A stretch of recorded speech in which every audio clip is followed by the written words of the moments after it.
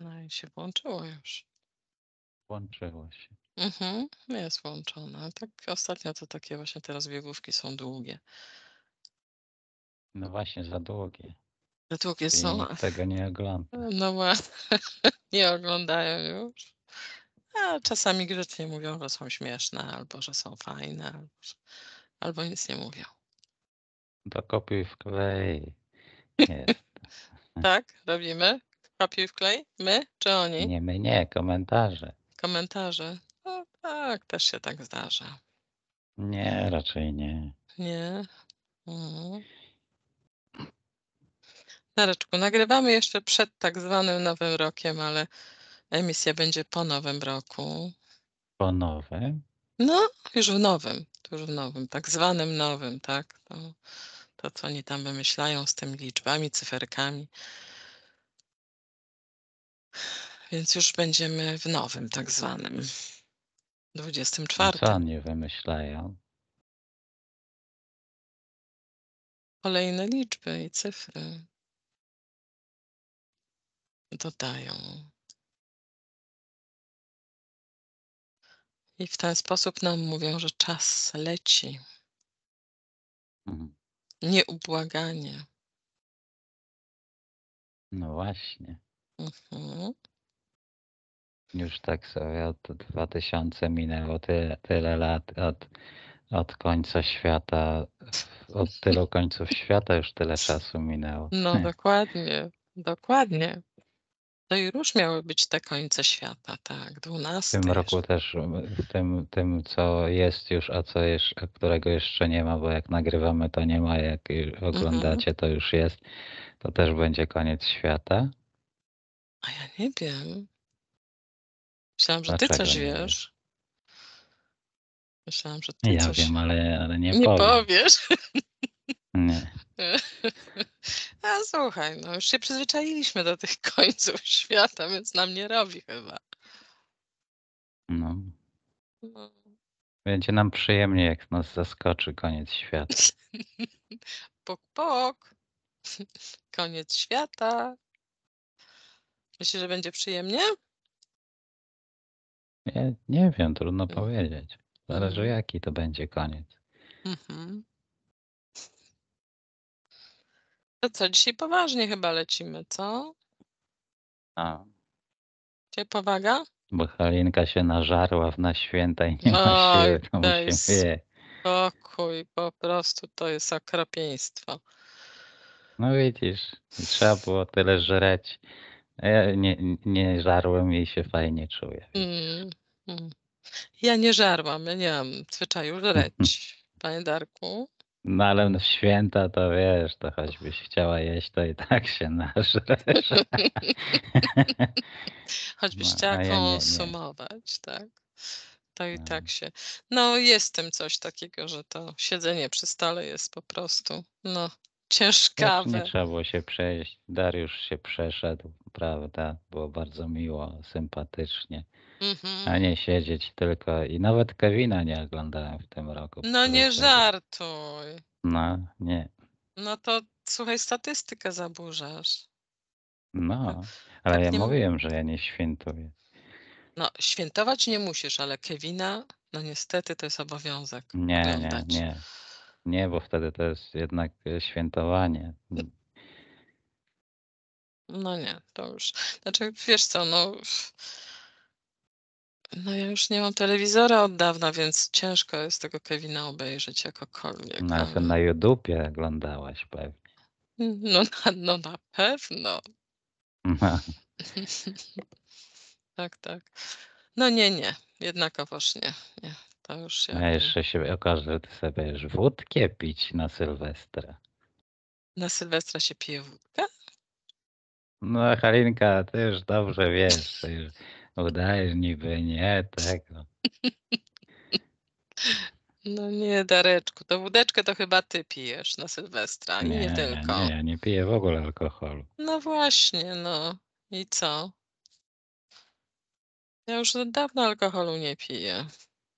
Nie, jak ostatnio mówiłeś, że na sesję, że na trzeźwo nie jesteś w stanie przyjść na sesję, no to jak? To chyba nie sesja nie była ze mną. Z tobą. Nie, to było przed sesją, mówiłaś. Przed sesją. Aha, okej. Rozumiem. To teraz dorabiamy, tak? Dorabiamy. Jak dorabiamy? No, Że na trzeźwo się nie da. No czasami tak no jest, że takie jest wrażenie, jakby na trzeźwo człowiek nie był w stanie pewnych rzeczy ogarnąć już. właśnie. No, ale wiesz co, no Nie wiem. te czasy alkoholowe to chyba tylko kiedyś tam za młodu coś tam ktoś dziabnął. No, pewnie No, tak. Choć no, też trudno powiedzieć, ale chyba większość chyba tak. no tak. To już jakby nie. To już nie jest jakaś tam, wiesz, fajna zabawa przy alkoholu. No dobrze, Dareczku, co to? Ile mamy tych minutów? 8. I Nie, o, 5, i o 6. niczym, widzisz, o niczym mówisz i tyle czasu zabierasz, Darek. No, No, jak jeszcze tak? godziny o niczym będzie zaraz. Jeszcze będzie o większym niczym. No właśnie, przy okazji może powiedzmy to, żeby tak nie do końca brać wszystko na serio i wszystko do siebie. Pewne rzeczy pokazujemy, to są takie jakby, no, takie może różne drogowskazy. Jeśli tobie to pasuje, widzu i widzko, Mi nie. nie, no mówię tobie, widzu lub widzko, to sprawdź, czy z tobą to rezonuje, czy nie, ale nie przyzwyczajaj się do wszystkiego, co się pokazuje. No dobra, to wszystkiego dobrego w tym nowym roku. Żeby było fajnie, żeby świadomość rosła, żebyśmy byli szczęśliwi. No i jeszcze raz pieniędzy. Tak? Jednak? No Te czemu nie? monetki, tak? Dobrze. I papierowe też Monetki mogą nie. być. Papierowe mogą być. Tak. Żeby nie na koncie, bo to później Mhm. będą wiedzieli, na co wydajemy i tak dalej. No dobrze, no to właśnie o to mi chodziło. Już w teorii my nagrywając jeszcze nie, ale emitując jesteśmy w 2024. Jak powiedziałam, kolejne liczby i cyferki dodawane. No ile to wychodzi? 2 plus 0 to jest 2, plus 2 to jest 4, plus 6 to jest... To jedynka będzie, czy jak to się liczy? Ale co? Niech się wypowiedzą ci, którzy wiedzą, jaki To, jest numerologiczny no rok, czy co tam i właśnie, co się wtedy odwali. niech nam powiedzą właśnie, jak to wygląda, tak? Bo są specjaliści w tej numerologii i oni Tak, doskonale wiedzą, co która cyfra lub liczba oznacza. Mhm. no właśnie, dlatego jak ktoś wie, to niech napisze, jaki to będzie rok. Mhm. O, Bo ja bym chciał wiedzieć no. i czy koniec świata będzie też. Mhm. Aha. To też do numerologów należy? Może chyba też, Też. bo w numerologii czy tam w astrologii się powinno pokazać chyba. No mało się śmiejemy dzisiaj, Dareczku. No bo nowy rok jest to poważne sprawy są. To ważna sytuacja. No, No dobrze, już 11 minut przebiegło, no Darek. to nie 8,50. 8:50? Mhm. U ciebie? No bo ty liczysz od rozpoczęcia rozmowy, a ja liczę od początku nagrywania. No to od początku nagrywania jest 11:39, 40. Nie, 9, 0, 9, 10, 11. Aha, no to To ja czas, nie wiem. czy... To mi się jakoś inaczej pokazuje w takim razie. No właśnie. O, proszę.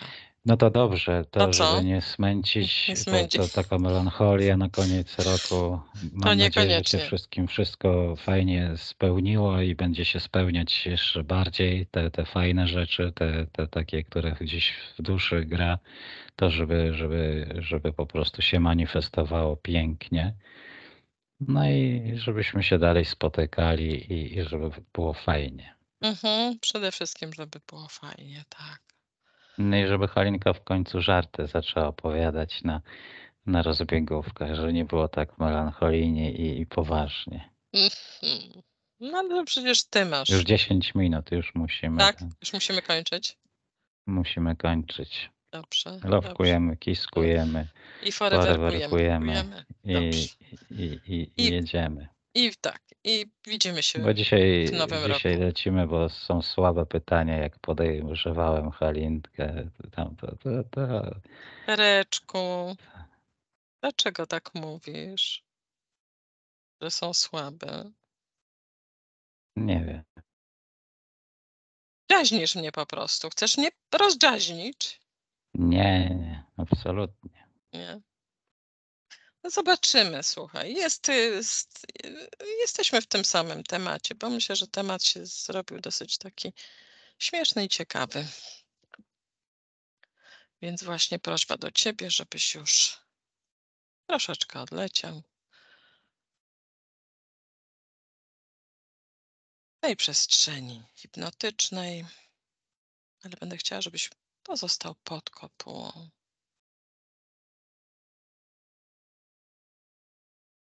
Jakby u samej góry tej kopuły, ale pod.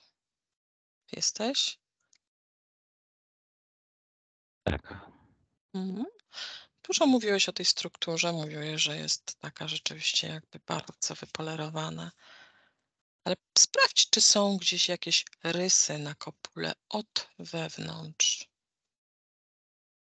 To, to jeszcze muszę uściślić, to nie jest, że wypolerowana, to jest energia, która się rozkłada w formie takiej kopuły i która Mhm, wygląda jakby była ze szkła, czy mhm, generalnie no, e, jest to jakieś takie pole, które otacza, które tworzy taką mhm, strukturę, która wydaje się, że pod niektórymi kątami wypolerowana, a pod niektórymi są kolory nawet widać. mhm, Z samej góry nie widać jakby, tak jakby ona była prawie że przeźroczysta, ale od wewnątrz na przykład w niektórych miejscach trudno jest zobaczyć jak przez szkło, że na przykład jest coś dalej. Trzeba wyjść ponad kopułę, żeby zobaczyć aha, całą strukturę, tą, która jest nasz fragment i ta kopuła, w której jest umieszczona. mhm, Wydaje się, że tak, że tam nawet teraz mi się tak pojawiło, że to nawet zorze możemy zobaczyć na właśnie tej strukturze tej kopuły. mhm, Te energie, które tam gdzieś się. Tak, można powiedzieć, że może nie, że są rysy, ale pewnego rodzaju takie sytuacje, gdzie ta energia powinna rozkładać się bardzo równomiernie w całej tej powłoce, mhm, ale są pewne osłabienia, tak bym powiedział, czy natężenie tej energii jest nieco mniejsze.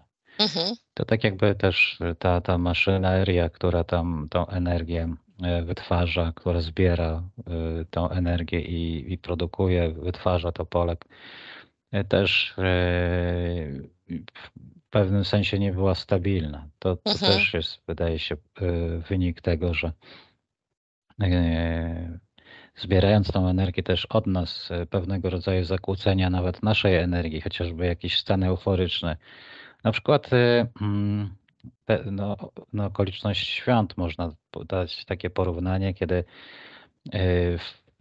w nas ludziach pewne odczucia zmieniają się na chwilę, gdzieś zostawiamy tą codzienność i sporo ludzi wtedy czuje się zupełnie inaczej, więc generujemy zupełnie inne pole energetyczne i to też może wpłynąć na pewnego rodzaju zakłócenie.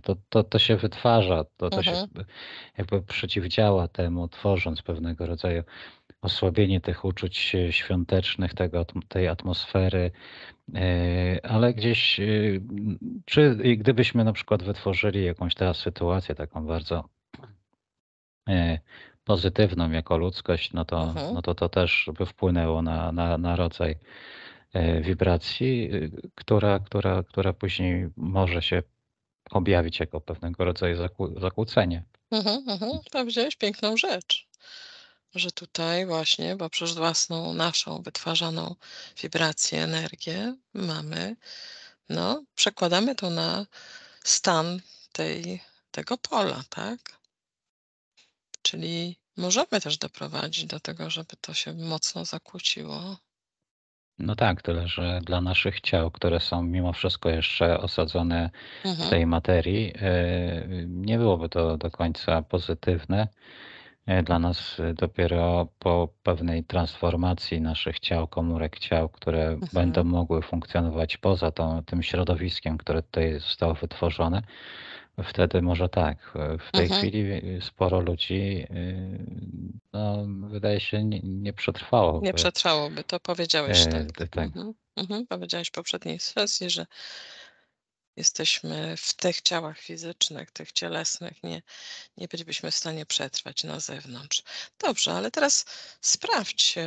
W latach 50. Rosjanie i Amerykanie wystrzeliwali rakiety z ładunkami jądrowymi. Tak jakby coś chcieli właśnie przebić. Sprawdź, czy udało się którejś z tych rakiet przejść przez kopułę. Mam poczucie, że nie. Mhm, Natomiast pewnego rodzaju zakłócenie się pojawiło. mhm, Natomiast nie na tyle silne i nie na tyle długie, żeby mogło się udać. mhm. Zobacz, E, mhm. Zobacz, na jakiej wysokości wybuchały te ładunki. To w zależności pod jakim kątem i w którą stronę między 2,5 a 3,5 tysiąca kilometrów. Mhm.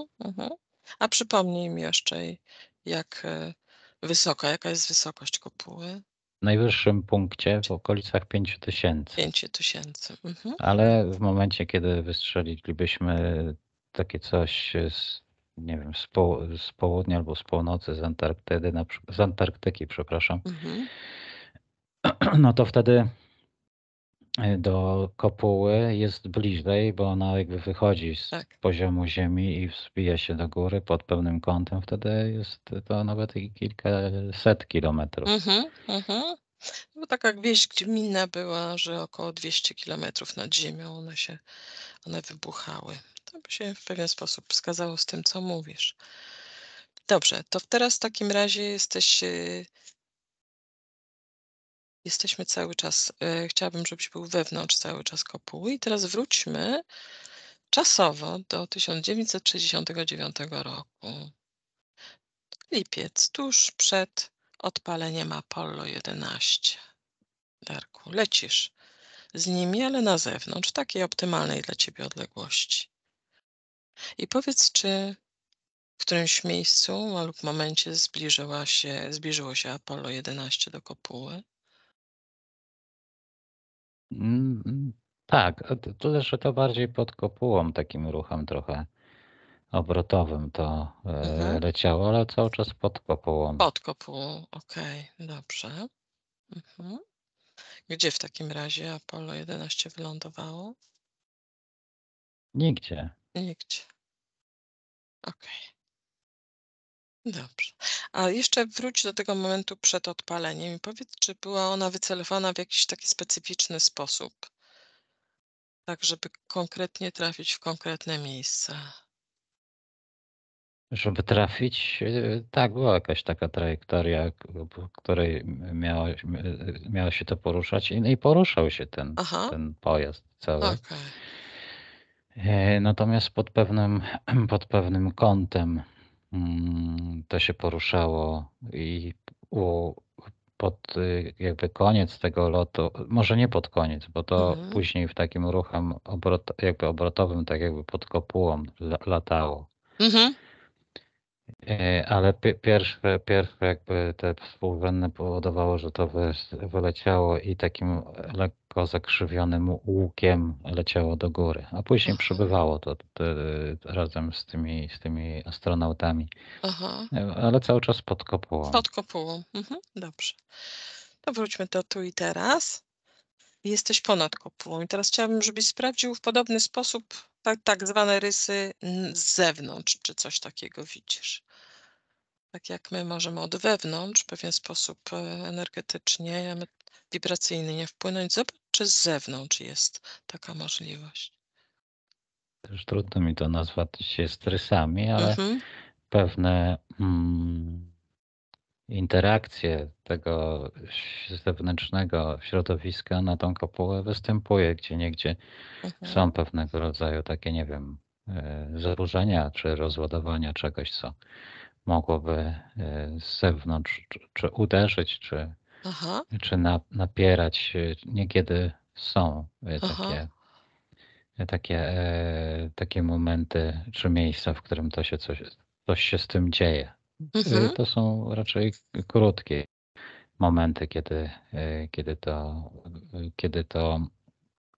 kiedy jakaś zewnętrzna siła, na przykład, czy obiekt nawet mógłby, uderzając to, sprawić, czy wywołać pewnego rodzaju zakłócenia, ale pojawia się, że trudno jest, żeby to przebiło, choć wydaje mhm, się, że są takie sytuacje, kiedy to przebicie następuje, ale to jest na zasadzie takiego, że to by przeszło, ale mhm, później ta powłoka by się wyrównała. mhm. No tak, nazwałam to rysami dla ułatwienia po prostu. Dobrze, jesteś ponad kopułą. Masz wgląd do tego, co jest pod kopułą. Powiedz mi, gdzie znajduje się Międzynarodowa Stacja Kosmiczna? Też pod kopułą to lata, czy Mhm, zawieszone jest. mhm, mhm. Dobrze. Teraz odszukaj satelity Maska i powiedz mi, gdzie są. Również poniżej. Pod kopułą. Dobrze.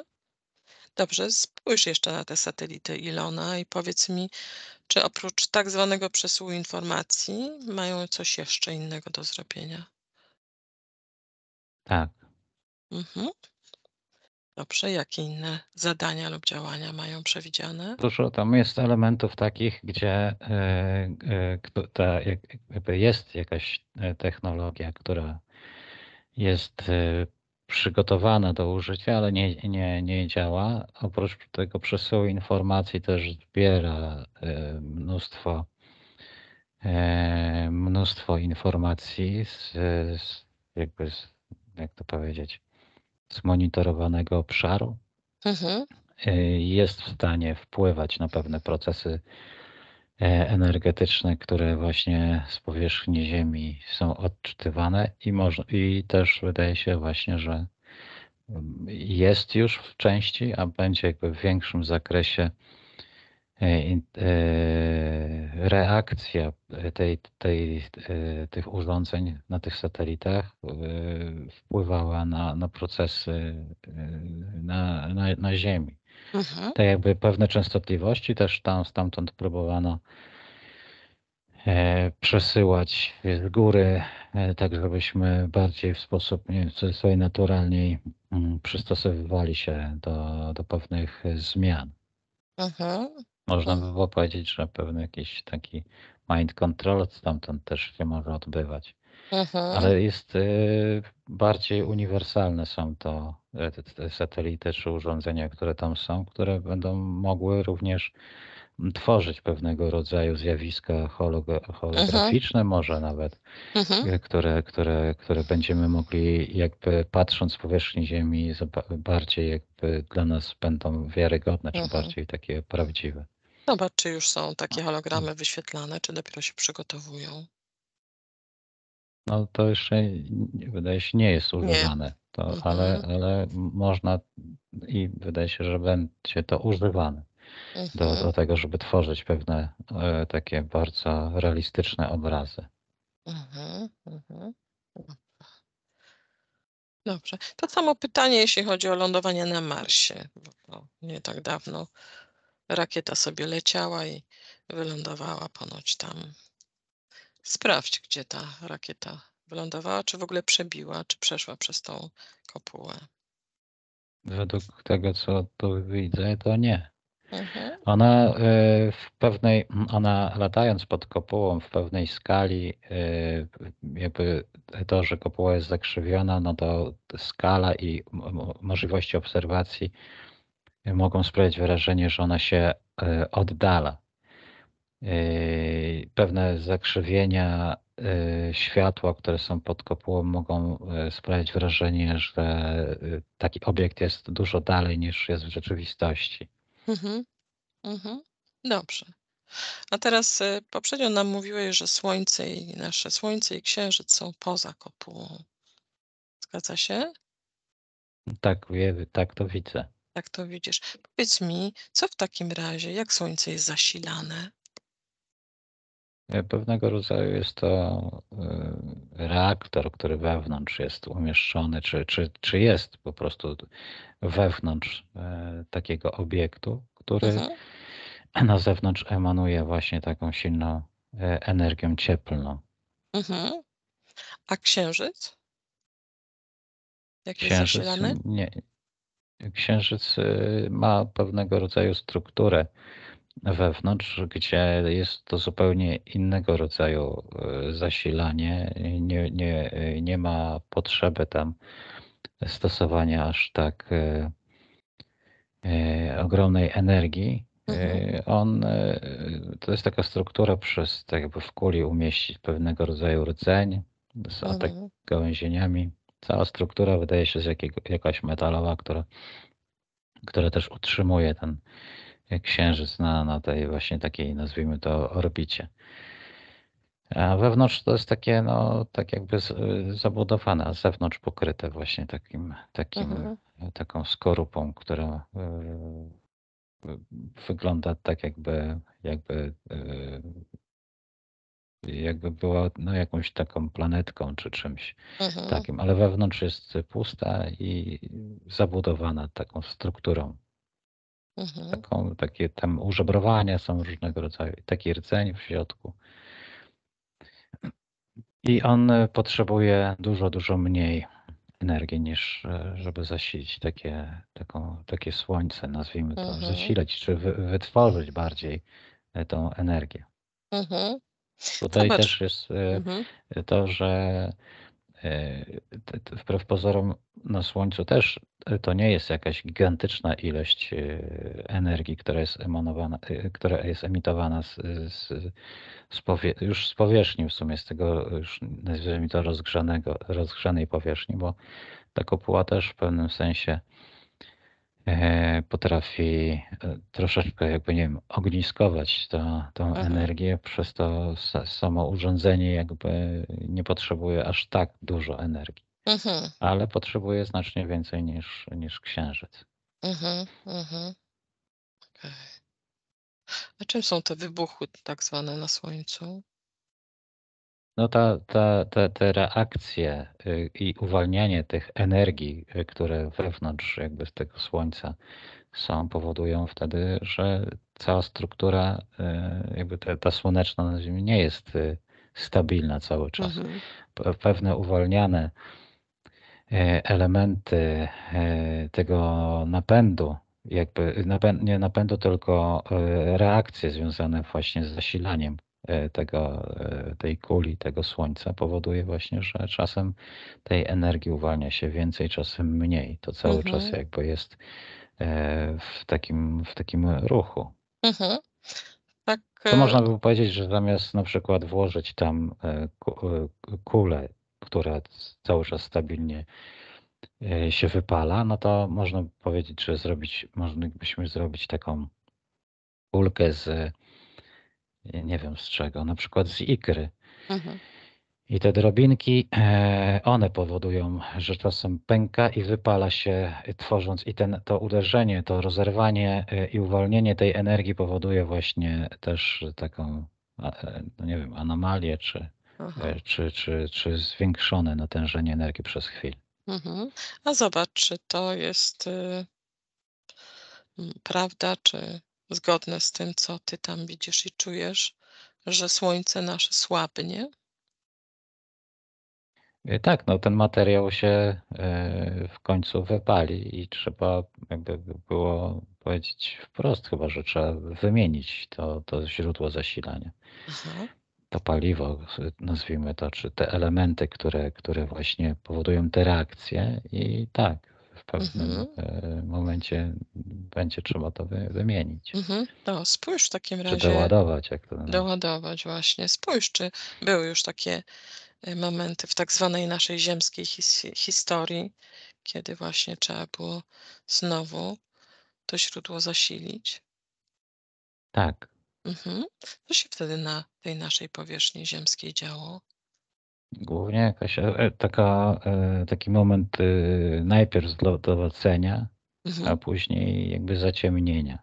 Wydaje się też, że przez pewien okres, krótki okres czasu jest ciemno. Powiedz mi, jak długo taki czas lodowacenia trwa wtedy?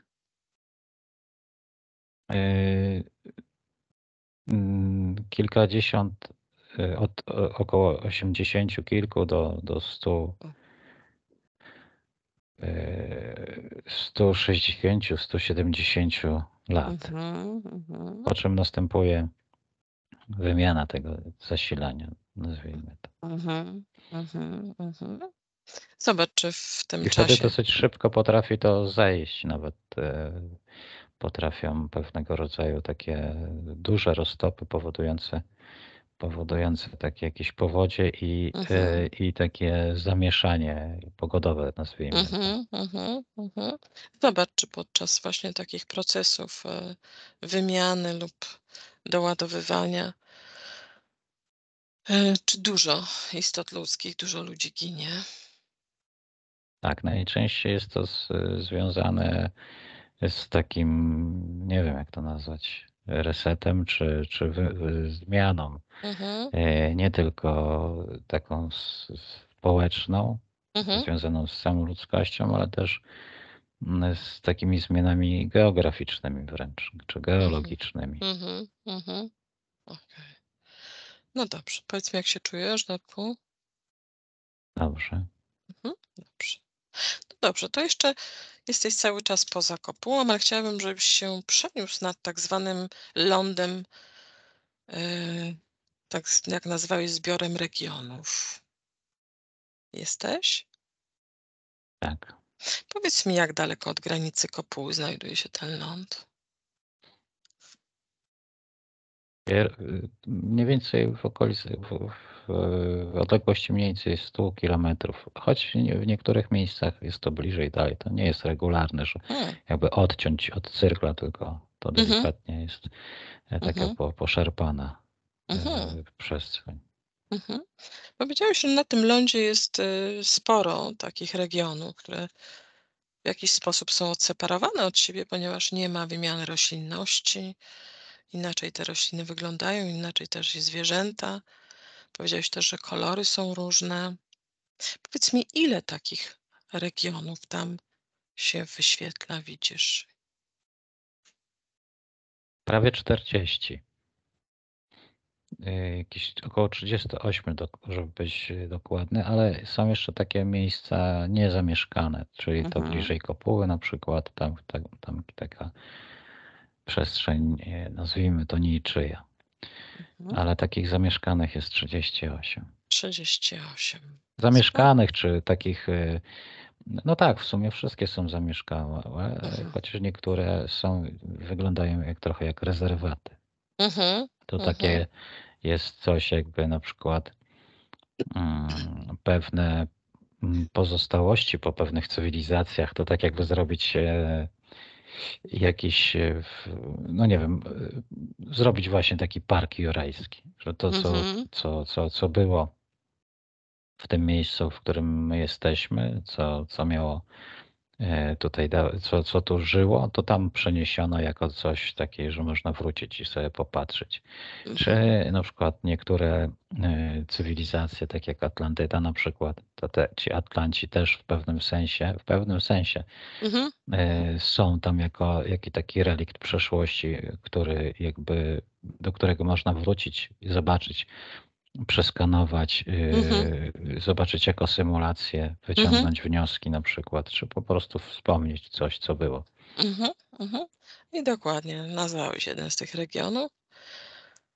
I właśnie do tego chciałam nawiązać? Czy są jeszcze jakieś inne nazwy, które coś ci mówią lub coś przypominają?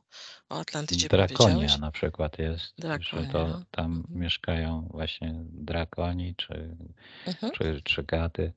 mhm, Są przestrzenie, nie, z Wikingami mi się mocno kojarzy, że mhm, Valhalla tam jest. mhm, Tam mieszkają takie istoty podobne do ludzi, ale bardzo biali. biali. Mhm, Są blondyni i mają bardzo jasną jasne. karnację. Mhm, Są świetnie zbudowani mhm, i są wyżsi, wydaje się. mhm, mhm, Jest też mm, taka przestrzeń jak zorganizowana jak mrowisko, mhm, druga obok jest zorganizowana jak ul. To są przestrzenie kontrolowane przez insekty i organizacja życia tam jest właśnie trochę jak w ulu albo w mrowisku. mhm, Są takie z mojej perspektywy, z mojego jakby postrzegania, czy mojego wyobrażenia przestrzenie takie bajkowe trochę, gdzie są istoty takie trochę jak z baśni, jakieś takie mhm, właśnie e, krasnoludzkie, jakieś takie postacie. Jest też mhm, przestrzeń taka kontrolowana przez istoty podobne nie wiem, do elfów chyba. mhm, Takie mhm, piękne, młode postaci w takich lejących się szatach z idealnie ułożonymi włosami, długimi, wszystkie mają długie włosy. mhm, Taki jest tam spokój, przyroda niezwykła, mhm, ukształtowanie terenu niesamowite. Są też przestrzenie tutaj pomiędzy tymi ulami i mrowiskami jest przestrzeń, dwie przestrzenie w zasadzie, takie jakby niezasiedlone przez takie istoty w cudzysłowie rozumne, tylko bardziej to są przestrzenie, gdzie jest gigantyczna ilość przyrody, mhm, bardzo wysokich lasów, mhm, ale jakby trzy nawet warstwy lasów tam są. mhm, Najwyższe drzewa takie, jeśli to, no, można powiedzieć, że to drzewa. mhm, Niższe piętro też tak jakby trochę do połowy może tych najwyższych drzew i trzecia warstwa połowa tej połowy. mhm, Ale mimo tego to tam na powierzchni jest jasno, nie ma cienia na tyle, żeby tam nie było widać nic. Jest bardzo kolorowo, tam jest bardzo dużo tych zwierząt. mhm, Nawet wydaje się, że podobne są do jednorożców, mhm, ale trochę inaczej wyglądają niż te, które się przedstawia. Ale to taka forma konia mhm, z takim czubem, z grzywą, takie bardzo rozumne istoty, zwierzęta, ale mhm. nie ma tam takich istot jak na przykład właśnie z Walhalli czy drakonitów, tam nie ma tego. Tam Mhm, jest po prostu czysto, to jest oddzielone od mhm, są istoty takie, które w innej już przestrzeni. Są takie istoty, które wyglądają może jak ludzie, ale potrafią zmieniać, transformować swoje kształty i zamienić się kształtem w smoka. I tu mhm. one potrafią latać, ale lądując na powierzchni Ziemi potrafią przybrać postać taką no, ludzką. Ludzko. Mhm, Ale to cały czas są smoki. Bardzo czuć wysoką taką inteligencję od mhm, nich. mhm, mhm. No świetnie. Wybiegłeś nieco, to bardzo dobrze. Ale poprzednio też mówiłeś o takim mieście, które przypominał w kształtem statek kosmiczny. Mógłbyś tam Jest wrócić? też takie, tak. Mhm, mhm. Powiedz mi, To czy jest te bardziej takie centrum, od aha, którego promieniście rozkładają się ulice i aha, budowle. Są dosyć aha, szerokie te ulice, jak promienie, wokół mhm, których skoncentrowane są od ulicy do ulicy. Dość niskie takie budynki, to wygląda właśnie z góry, jak się na to patrzy. jak jakiś taki dysk, na którym właśnie takie rzeczy zostały tam wybudowane. A zobacz, czy są takie miasta, statki, które się przemieszczają? Nie, Nie, to się nie ustawa. przemieszcza. To Okej. jest, Dobrze, dobrze. Powiedziałeś mi, że większość wtedy widziałeś pod ziemią, jeśli chodzi o budowlę. tak, Powiedz mi, pod ziemią dlaczego? jest więcej. Mhm, To wydaje się, że jest wynik tego, że nie chce się zaburzać tam tych ekosystemów i raz, że z zewnątrz nie widać tych budowli w większości mhm, tych regionów, bo chociaż na przykład ten Promieniście, mhm, to miasto, ono jest bardzo ciekawie jest wkomponowane w krajobraz. Ale mhm, niektóre istoty, jak na przykład ci drakoni, to oni bardziej wolą żyć pod ziemią, a pod powierzchnią, choć z drugiej strony też struktury, które są podziemne i warunki do życia powodują, że tam jest całkiem, ja nie wiem jakiego słowa użyć, fajnie. mhm, Są bogate jakby geologicznie tereny, które odbijają światło. Jest bardzo dużo takich elementów, gdzie te przestrzenie pod ziemią są stworzone z jakichś takich skał, które potrafią świecić czy odbijać w jakiś sposób tak zewnętrzne światło, że tam tworzą się pewnego rodzaju nawet takie, nie wiem jak to powiedzieć, ogrody czy miejsca, które są naprawdę, no robią bardzo duże wrażenie. mhm, I jest tam dużo też wody. Takie naprawdę miejsce na taki bardzo ciekawy urlop można by było mhm, tam pojechać. Taki naprawdę wizualnie i temperaturowo, wilgotność mhm, jest, temperatura jest taka przyjemna, mhm, temperatura wody i ukształtowanie właśnie tych struktur skalnych jest bardzo ładne. mhm. A powiedz mi, czy tamta woda, jak powiedziałeś, czy jest dla nas dobra, w sensie takim, że moglibyśmy ją spożywać? Na pewno wygląda, albo to jest kwestia tego, że wydaje się, że tak, że moglibyśmy, ale na Mhm, pewno ona wygląda inaczej i jakby ma dużo więcej takich dodatków. Ona jest jak to powiedzieć, jak to opisać tę wodę? Ona jest taka, inny ma kolor taki, mhm, w niektórych miejscach jest taka, wygląda trochę jak taka niebieściutka, jak lodowiec byłby rozpuszczony. mhm, Wydaje się, że ma bardzo dużo minerałów. Niekiedy jest taka mineralna, jak mhm, płyn mineralny, taki zielonkawy. W niektórych miejscach jest jeszcze dodatkowo to wygląda trochę to jak woda gazowana.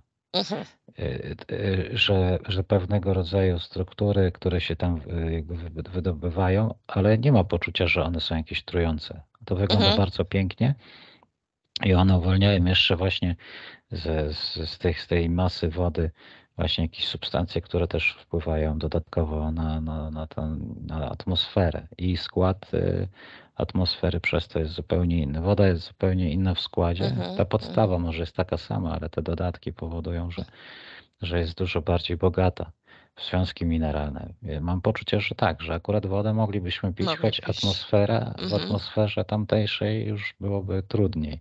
mhm, Wydaje się, że wpadlibyśmy na początek w stan upojenia jakiegoś, takiego odrealnienia, jakichś takich właśnie stanów narkotycznych wręcz, mhm, a później wydaje się, że ciało zaczęłoby, czy umysł tracąc kontrolę nad ciałem i te substancje powodowałyby, że ciała nasze tam zaczęłyby no, umierać. aha, aha, Ale sama woda mam poczucie, że jest w porządku. mhm, mhm. Okej, dobrze. Powiedz mi, czy każdy z tych regionów jest tworzony według jakiegoś schematu? Tak, jest poczucie właśnie, że w ogóle czuć, jakby to były inne światy. Na przykład ci tam na tej Walhalli, nazwijmy Mhm. to, Mhm. żyją dość podobnie jak my tutaj, czyli raczej na powierzchni, Mhm. natomiast ci reptilianie czy drakoni, oni żyją bardziej pod ziemią, zupełnie Mhm. inna organizacja życia. Znowu ta kwestia tych przestrzeni zorganizowanych jak mrowisko czy ul też zupełnie inaczej. To wszystko jest jakby toczy się jak jeden organizm w wielu. Znowu te krasnoludy żyją bardzo blisko przyrody, Mhm. bardzo blisko natury. Każde w zasadzie są różnice, a na przykład smoki to bardzo jakby kreują w taki sposób, że wszystko jest w bardzo dużym ruchu. Mhm. Jakby nie dość, że oni sami się zmieniają, to jeszcze przestrzeń wokół też się zmienia. Potrafią wykreować coś, co później jakby się rozpada z tych energii wykreowanych i tworzy się coś z tego innego. Mhm. Mhm. Bardzo duża zmienność tam jest. Powiedz mi, czy mieszkańcy tych różnych regionów współpracują ze sobą? Raczej w małym zakresie. Tak Mhm. jakby to było takie odrębne światy. Mhm. Odrębne światy, które raczej spontanicznie i sporadycznie wchodzą ze sobą w interakcję, wiedzą o sobie, Mhm. ale raczej nie widać, żeby wchodziły sobie w paradę, czy ze sobą w jakiś sposób wojowały. Mhm. Wydaje Mhm. się, że etapy jakichś takich wojen czy nieporozumień, które były, są w jakiś sposób zażegnane, choć wydaje się, że można byłoby mm, że to jest takie nie do końca wyleczone, że gdzieś. Natomiast wydaje się, że muszą być, czy w zasadzie muszą być ostrożni, żeby właśnie nie ingerować, bo Mhm. wtedy ta równowaga pomiędzy tak różnymi świadomościami mogłaby być zachwiana, a wszyscy, wydaje się, w jakiś sposób świadomie lub nieświadomie czerpią właśnie z tego rdzenia energetycznego, która jest ta nasza część. Mhm. Mhm. Powiedz mi, czy każdy region ma przejścia, na przykład w stronę Ziemi? W sensie Do nas. do Mhm. naszego Mhm. świata tak zwanego. Mhm. Mhm. Nie, Mhm. nie, te oddalone dalej, trzeba było przejść poprzez teren ten zasiedlony przez kogoś innego, ale można zawsze z tych dalszych odcinków albo wykorzystać właściwie jakieś tunele, które przejdą przez teren inny, albo po prostu drogą, nie wiem jak to nazwać, lotniczą, Mhm. przedostać się w okolice właśnie rdzenia i tam wykorzystać te przejścia, które są. Mhm. Okej, okej. Dobrze. Użyłeś słowa urlop. Zobacz, czy są mieszkańcy naszej Ziemi, którzy urlopują się w któryś z tych regionów. Urlopować nie, ale mieszkają.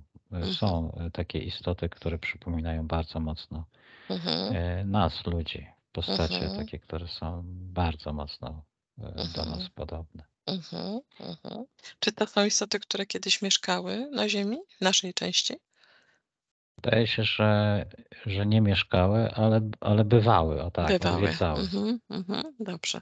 Już wiemy, że w naszym cielesnym skafandrze nie wytrzymamy tam, ale zobacz, czy jest jakieś miejsce, jakiś region, który byłby dla nas możliwy do przeżycia w cielesności. Tak, szczególnie te miejsca pod powierzchnią, Aha. różne tam gazy czy właśnie elementy tam takie geologiczne wytwarzają pewnego rodzaju struktury, które tworzą jakby atmosferę i też jakby odcinają od Słońca tego dużego, takiego Mhm. gigantycznego Słońca, do którego nasze ciała do tego promieniowania nie są przyzwyczajone, to tam wydaje się, że moglibyśmy po małych modyfikacjach tamtych terenów szczególnie, czy dostosowaniu ich dosyć normalnie żyć, Aha, tak bym powiedział. okej, dobrze. Ale wydaje się, że na większości musielibyśmy używać jakichś, czy to pomieszczeń, Aha. w których wewnątrz dostosowalibyśmy warunki, albo po prostu, albo w jakichś skafandrach, Mhm, mhm, jakichś takich elementach, które by powodowały, że te zewnętrzne czynniki by nam nie szkodziły. mhm. Powiedziałeś też poprzednio bardzo ciekawą rzecz, kiedy ktoś z regionów innych przechodzi do naszej części, to tak jakby się pewien rodzaj jego ciało zmniejszało, na przykład z 5 metrów do 2 metrów. Mhm. Mhm. Przyjrzyj się takiemu jednemu z gadów, który przechodzi. Mówiłeś On tak, że tak mhm, naprawdę to może nie tyle całe jego ciało, tylko jego świadomość okej. dostosowuje się do takiego, no można powiedzieć, że to jest ciało, tylko patrząc na taki proces, to jest takie materiał biologiczny, który służy Mhm, do, do poruszania się, do funkcjonowania w tej naszej rzeczywistości. Jednocześnie daje mu możliwość no, funkcjonowania chociażby w tej atmosferze czy w tych warunkach, które właśnie dla niego też byłyby mhm, trudne. Ale wtedy mhm, jego świadomość jakby włożona w taki biologiczny skafander, pomniejszony w stosunku do jego oryginalnego ciała, mhm, może normalnie funkcjonować. One mają też takie zdolności, w ogóle są bardzo różne takie wehikuły, że tak powiem, czy takie skafandry. Niektóre są widoczne dla nas, a niektóre są zbudowane z materiału o częstotliwościach niewidocznych dla naszego wzroku. mhm, mhm, mhm. A zobacz przy okazji, em, po tej stronie poza kopułą, a u nas pokazujące się jako UFO, co to jest? To są różne elementy, które są albo wytworem tej, czy wspomagają tą technologię, która jest pod ziemią. Mhm, One, niektóre to są sondy, na przykład takie, które jakby zbierają materiał taki badawczy jakby z zewnątrz i dostarczają później do tego centrum dowodzenia.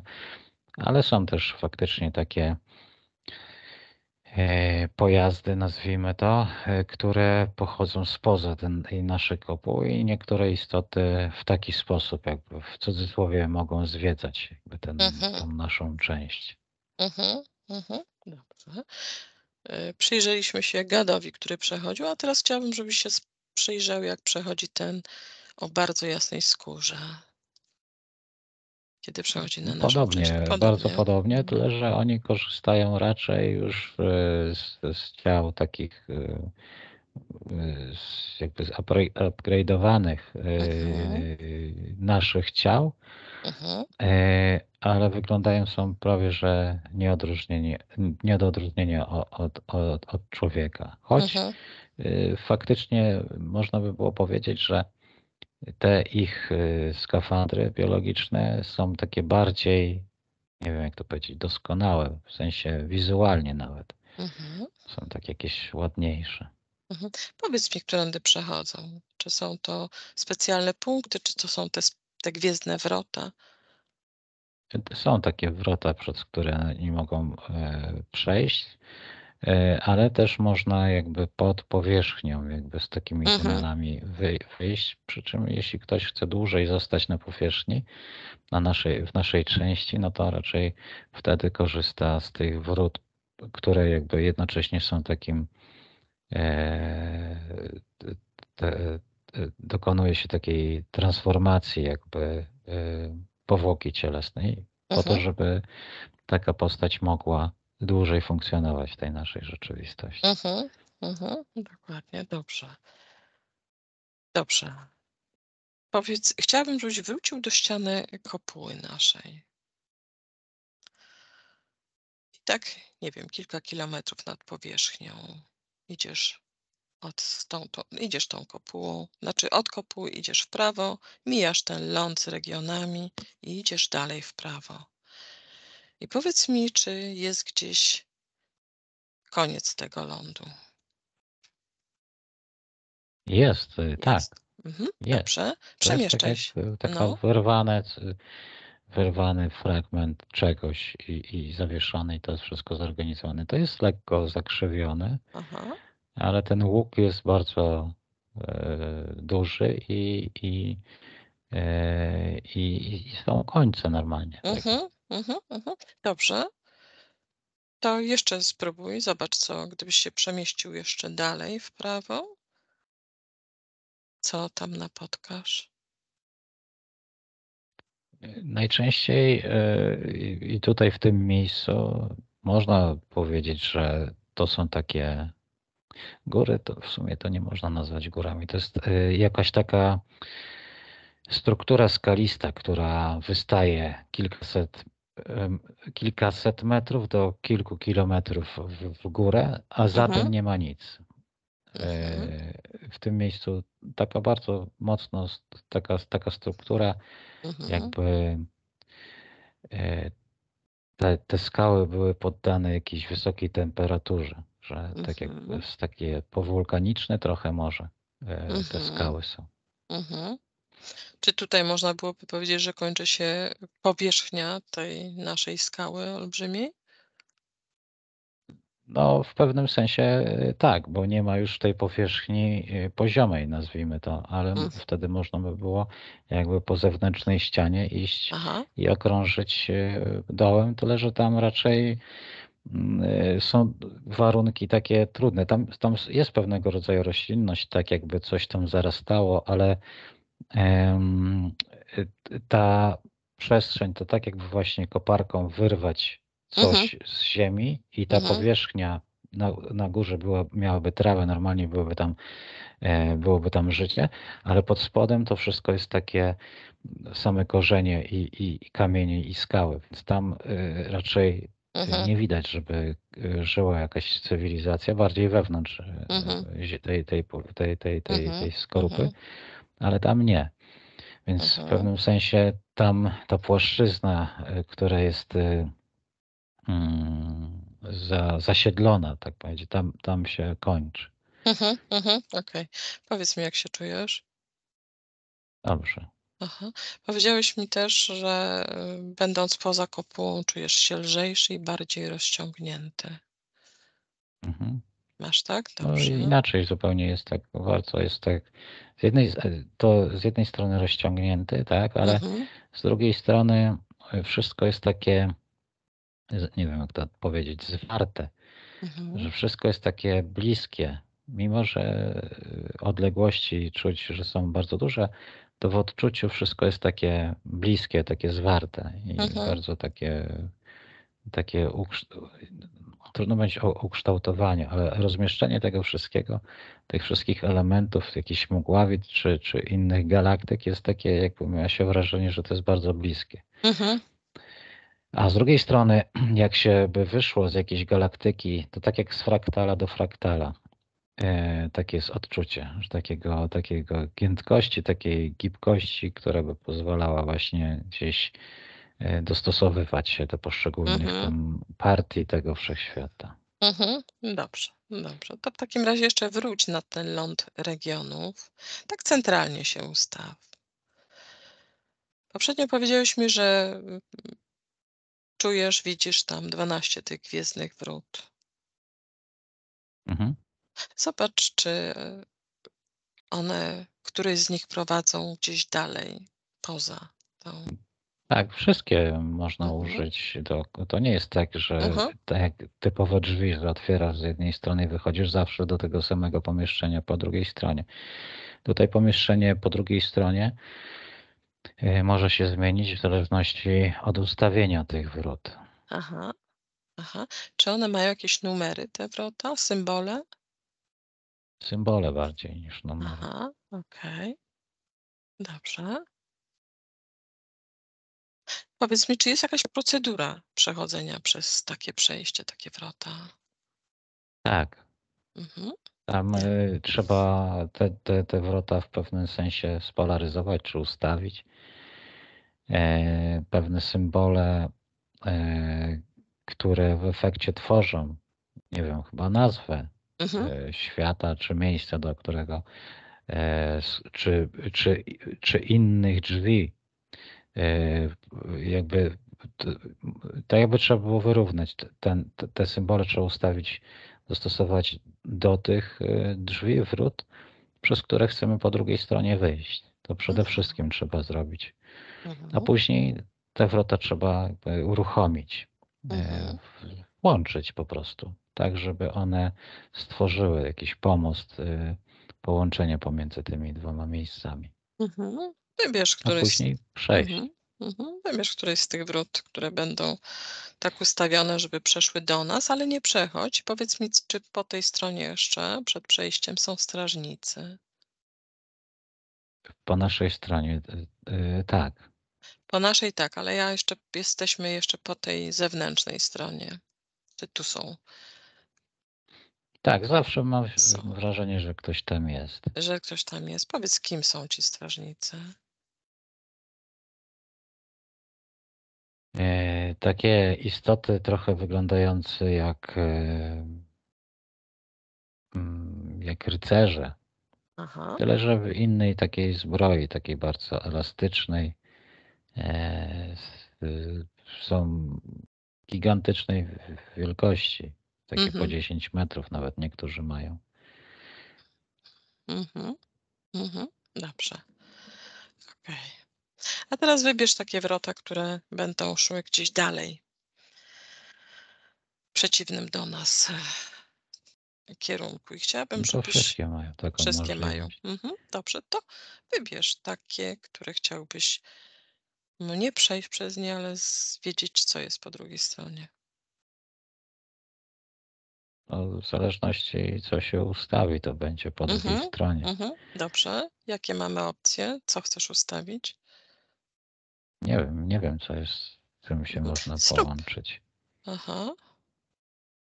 Zobacz, czy możesz przejść na Atlantydę, czy do Atlantydy. Mam wrażenie, że nie, że Nie. Atlantyda Dobrze. już Dobrze. jest przeniesiona Już tam jest. jako Mhm. taki relikt. Dobrze. To w takim razie powiedz mi, droga mleczna? Tak ogólnie chyba nie można się przenieść. Trzeba w jakieś Okej. określone miejsce na tej drodze mlecznej się Okej. przenieść. Andromeda? Też w konkretne miejsce jest Konkretna. poczucie, że tak. Mhm. Okej. Dobrze. No dobrze. Okej. Dobrze, to jeszcze sobie szybciutko sprawdzimy te centrum zarządzania. Chciałabym, żebyś był zewnętrznie nad naszą kopułą i powiedziałeś, że takie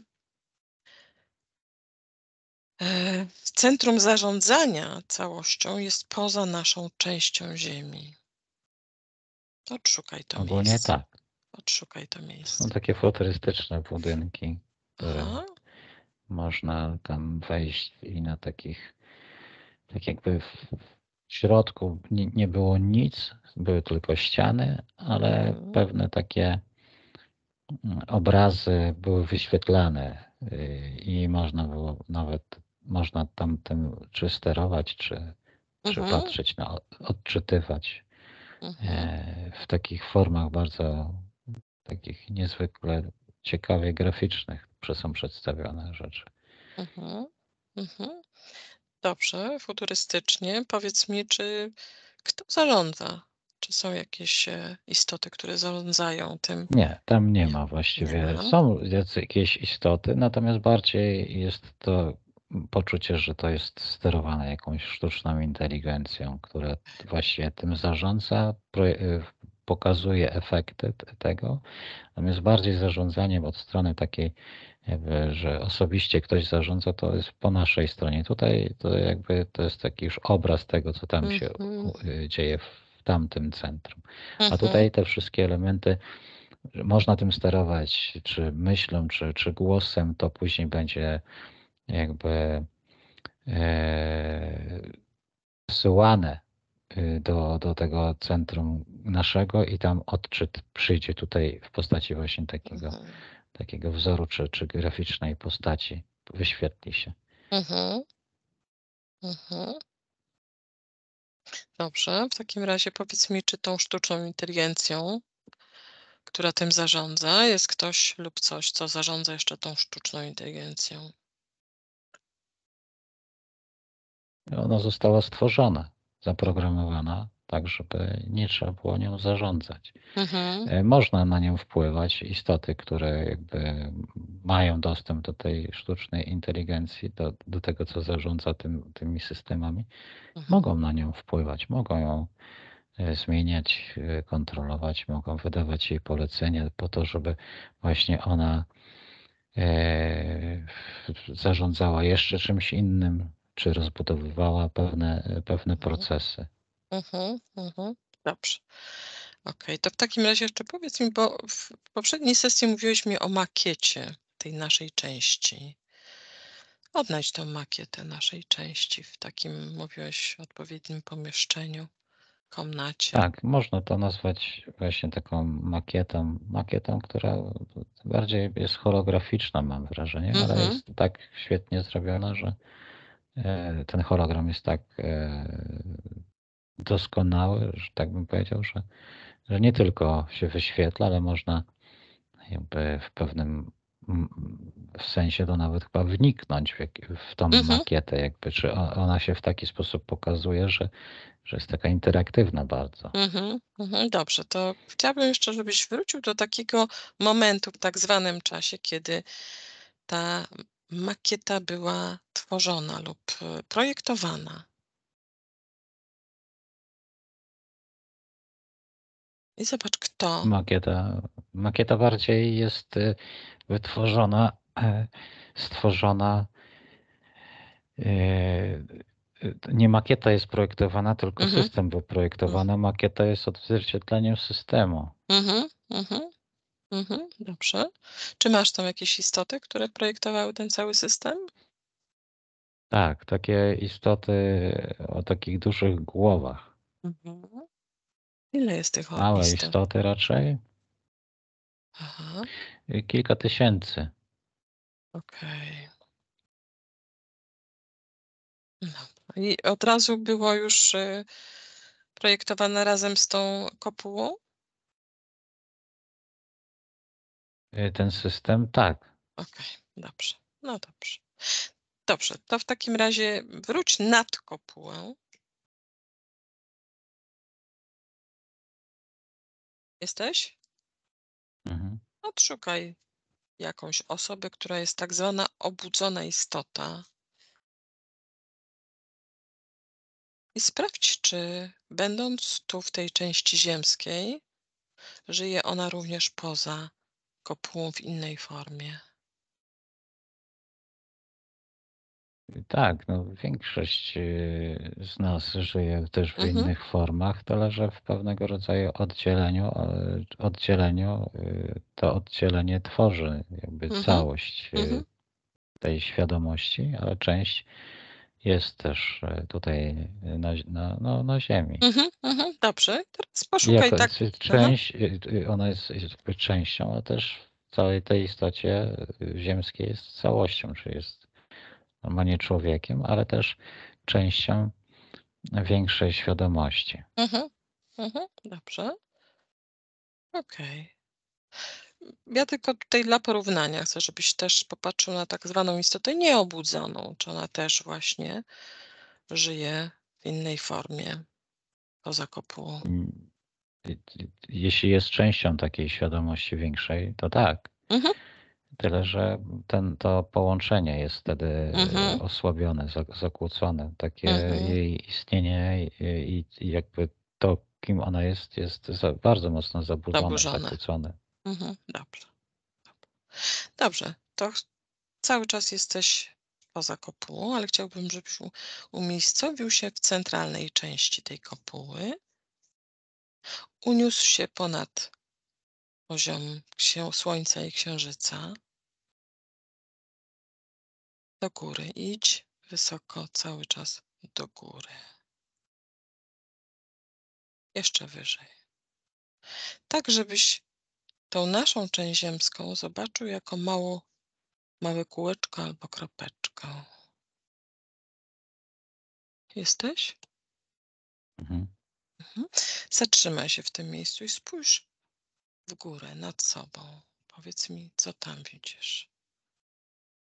No, wiele takich elementów, planów, planet, przestrzeni, Mhm. kolorów, jakichś takich energii, które się układają jak takie elastyczne bańki, nawet takie mydlane, które zawierają w sobie dużo innych elementów. Mhm. Dużo jest no, bardzo ogromna ilość Mhm. jakichś tak bardzo skracając elementów Mhm. tej Mhm. przestrzeni. Mhm. Zobacz, czy to, co właśnie jest nad tobą, ma jakieś zamknięcie, czy jest zamkniętym. Z reguły te elementy są w takiej, są zamknięte jakby w sobie, zawierają w sobie jakieś elementy, czy świadomości, czy różnych informacji, które tworzą tą rzeczywistość, ale one też w jakiś sposób są połączone w pewien sposób są połączone z innymi takimi elementami, tworząc jedną całość, ale mogą i zazwyczaj tworzą taką taką indywidualną strukturę, która wewnątrz Mhm. się rozwijały, która wewnątrz zawiera inne, Mhm. Mhm. pomniejsze struktury. Mhm. Mhm. A gdybyś tak cały czas leciał w górę, czy napotkałbyś na coś, co zamyka całość? Mam wrażenie mimo wszystko, że tak, ale Okej, trudno jest do tego miejsca się zbliżyć. Tak jakby dobrze. jest cały czas poczucie, że jest gdzieś jakiś koniec, ale Mhm. jakby nie można do niego dolecieć, bo jest Mhm. właśnie tak daleko Mhm. z perspektywy jakby Mm, naszej fizyki, mhm. że Tak. jest początek gdzieś i koniec, to jest poczucie, że ten koniec gdzieś jest, Mhm. ale jest w wartościach takich naszych fizycznych tak odległy, że można by powiedzieć, że właśnie jest w miejscu nieskończonym. Mhm. Dobrze, dobrze. To wróć do takiego miejsca, w którym widzisz naszą część ziemską jako kółeczko i powiedz to, co jest poza tą naszą kopułą, czy układa się w jakąś całość. Tak, jest tak jakby to był system, w którym jest i nasza ta część zawarta. Mhm. Więcej jest takich jakby światów, Mhm. czy planet, czy tego typu struktur. Mhm. Dobrze, to nasze się układa w takie kółeczko. Zobacz, czy to, co jest poza nami, też się układa w jakieś kręgi, kółeczka? Nie, w różne W różne. formy. To Mhm. nasze też trudno nazwać kółeczkiem, No, dla uproszczenia. ale są Mhm. różne są formy. Mhm. Dobrze, Darku, na tym zakończymy. Powiedz mi, jak się czujesz? Dobrze. Dobrze. Zakończymy to spotkanie. Ci dziękuję za wspaniałe wglądy i wyłączam nagrywanie.